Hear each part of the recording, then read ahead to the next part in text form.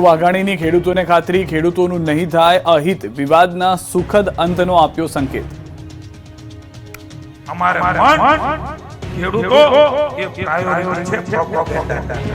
ગોંડલમાં કૃષિ મંત્રી જીતુ વાઘાણી નામ લીધા વગર વિપક્ષ પર બરાબર ના ગરજ્યા. તેમણે કહ્યું કે ક્યારેય ભારતીય જનતા પાર્ટીના આગેવાનોએ ખેડૂતોનું અહિત કરવાનું વિચાર્યું પણ નથી.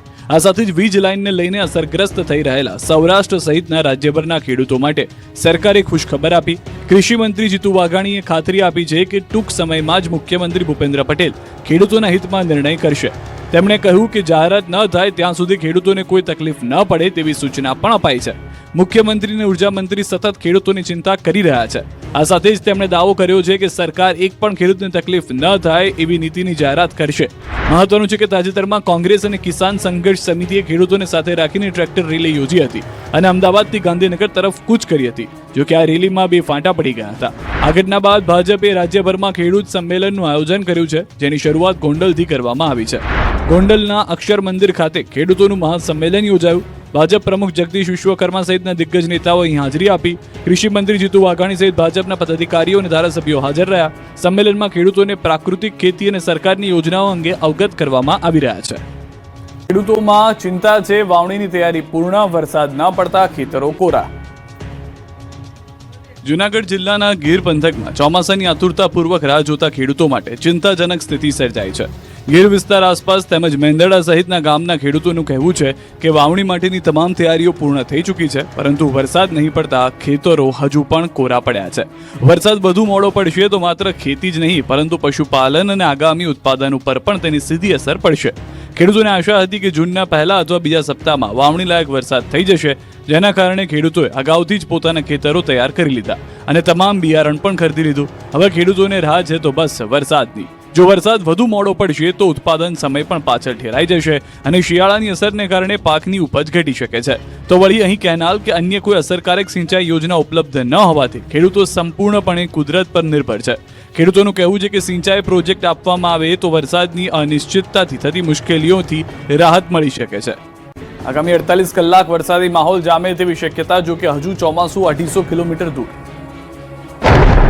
રાજ્યમાં આગામી 48 કલાક દરમિયાન વરસાદી માહોલ વધુ જામે તેવી શક્યતા છે. હવામાન વિભાગની આગાહી મુજબ અનેક વિસ્તારોમાં ગાજવીજ સાથે સામાન્યથી મધ્યમ વરસાદ વરસી શકે છે. 18 જૂનથી એક વેસ્ટર્ન ડિસ્ટર્બન્સ સક્રિય થવાના કારણે વાતાવરણમાં પલટો આવવાની શક્યતા છે, જેના કારણે ગુજરાતના અલગ અલગ વિસ્તારોમાં છૂટોછવાયો વરસાદ થવાની શક્યતા છે. ખાસ કરીને અરવલ્લી, મહીસાગર અને દાહોદમાં વરસાદ પડી શકે તેવી શક્યતા છે. બીજી તરફ ગુજરાતમાં ચોમાસાના આગમનને લઈને ચિંતાજનક સ્થિતિ સર્જાઈ છે. અરબ સાગરની ચોમાસાની શાખા સતત 10મા દિવસે પણ સ્થિર છે અને હજુ સુધી મુંબઈ સુધી પહોંચી શકી નથી. છેલ્લા 10 દિવસથી ચોમાસું લગભગ 250 કિલોમીટર દૂર સ્થિર રહેતા ખેડૂતોની ચિંતા વધી રહી છે. હવામાન વિભાગના સંકેતો મુજબ 23 જૂન સુધી ગુજરાતમાં ચોમાસું પહોંચવાની સંભાવના ઓછી દેખાઈ રહી છે. બંગાળની ખાડીની શાખા સક્રિય રહેવાના એંધાણ છે, પરંતુ અરબ સાગરની શાખા હજુ આગામી 5 થી 6 દિવસ સ્થિર રહે તેવી શક્યતા છે. એટલે કે ગુજરાતમાં ચોમાસાના સત્તાવાર आगमन माटे खेडूतों ने हजू राह जोवी पड़ी શકે છે. अभी जो मानसून की स्थिति है, ये मानसून का जो उत्तरी सीमा है 18 डिग्री नॉर्थ और 60 डिग्री ईस्ट से होते हुए करनाई, सोलापुर, हैदराबाद से ये पास कर रहे हैं और अगले 4-5 दिन में तेलंगाना, उड़ीसा, झारखंड और बिहार के कुछ और हिस्सों और छत्तीसगढ़ के कुछ हिस्सों में आगे बढ़ने का संभावना. જો કે હવામાન નિષ્ણાંતોનું માનવું છે કે ચોમાસું મોડું આવે એટલે આખી સિઝન નબળી રહે એવું જરૂરી નથી. છેલ્લા 10 વર્ષમાં 5 વખત ગુજરાતમાં ચોમાસું મોડું પહોંચ્યું હતું અને તેમાંથી 4 વખત રાજ્યમાં સારો વરસાદ નોંધાયો હતો. પરંતુ આ વખતે અલ નીનોની સંભાવનાના કારણે ખેડૂતોની ચિંતા વધી રહી છે અને હવે સૌની નજર આગામી દિવસોના વરસાદી માહોલ પર ટકેલી છે. બીજી તરફ વરસાદના આંકડાઓ પર ચિંતાજનક ચિત્ર રજૂ કરી રહ્યા છે. રાજ્યમાં અત્યાર સુધી સામાન્યતઃ 80% થી વધુ વરસાદની ઘટ નોંધાઈ છે. સૌરાષ્ટ્ર કચ્છ વિસ્તારમાં વરસાદની ઘટ 91% સુધી પહોંચી છે, જ્યારે ગુજરાત રીઝનમાં 75% વરસાદ ઓછો નોંધાયો છે. સમગ્ર દેશમાં પણ વરસાદની ઘટ આશરે 35% છે. હવે વલસાડનો તિથલનો દરિયો બન્યો તોફાની. આ દ્રશ્યો છે વલસાડના તિથલ દરિયાના. તિથલના દરિયામાં જોરદાર કરંટ જોવા મળી રહ્યો છે. દરિયામાં ઊંચા તોતિંગ મોજા ઉછળી રહ્યા છે. દરિયાદેવ તોફાની સ્વરૂપે જોવામાં મોટી સંખ્યામાં લોકો પણ ઉમટી રહ્યા છે. જો કે દરિયામાં તોફાન હોવા છતાં કેટલાક લોકો ભયજનક અંતરે દરિયા કિનારે જોવા મળ્યા. ત્યારે એક માતા બેદરકારીપૂર્વક પોતાના બાળક સાથે દરિયા કિનારે જ બેસી રહેતા દરિયાની થાપટો વાગતા તણાતા બચી ગઈ. જોકે આ દ્રશ્યો જોઈ સ્થળ પર હાજર પોલીસ કર્મીએ લોકોને દરિયા કિનારાથી દૂર કર્યા. મહત્વપૂર્ણ છે કે ચોમાસાના સમય દરમિયાન દરિયો તોફાની સ્વરૂપે જોવા મળે છે. આથી આવા તોફાની માહોલમાં દરિયા કિનારાથી સલામત અંતરે જ રહેવું જરૂરી છે. જોકે તેમ છતાં કેટલાક પર્યટકો અને લોકો બેદરકારીપૂર્વક દરિયા કિનારાની નજીક જોખમી અંતરે ઊભા રહે છે.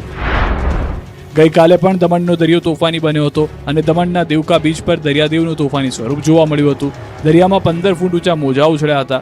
જોકે દરિયામાં ભારે કરંટ હોવા છતાં પ્રવાસીઓએ જોખમી રીતે દરિયા કિનારે મોજ માણતા નજરે પડ્યા. દરિયામાં પ્રી મોન્સૂન એક્ટિવિટીની શરૂઆત. સૌરાષ્ટ્ર અને દક્ષિણ ગુજરાતમાં પડ્યો વરસાદ. ગુજરાતના ધરતીપુત્રોથી લઈને સામાન્ય લોકો આતુરતાપૂર્વક વરસાદની રાહ જોઈ રહ્યા છે, કેમ કે ગુજરાતમાં 10 દિવસ ચોમાસું મોડું છે. હજુ સુધી ગુજરાતથી ચોમાસું દૂર છે, ત્યારે પ્રી મોન્સૂન એક્ટિવિટીના ભાગરૂપે કચ્છ, નવસારી, જૂનાગઢ, મેંદરડા સહિતના શહેરો અને ગામડાઓમાં વાતાવરણ પલટાયું. જૂનાગઢ જિલ્લામાં છેલ્લા 2 દિવસથી વાદળછાયું વાતાવરણ વચ્ચે આજે સવારે હળવા વરસાદી ઝાપટા પડ્યા હતા. ગ્રામ્ય વિસ્તારોમાં પણ છૂટોછવાયો વરસાદ નોંધાતા નિયમિત ચોમાસાની આશા વધુ મજબૂત બની છે. તો બીજી તરફ મેંદરડા અને આસપાસના ગળુ તેમજ શેરગઢ ગામોમાં પણ ઝરમર વરસાદ વરસ્યો, જેના કારણે લોકોને ગરમીમાંથી આંશિક રાહત મળી.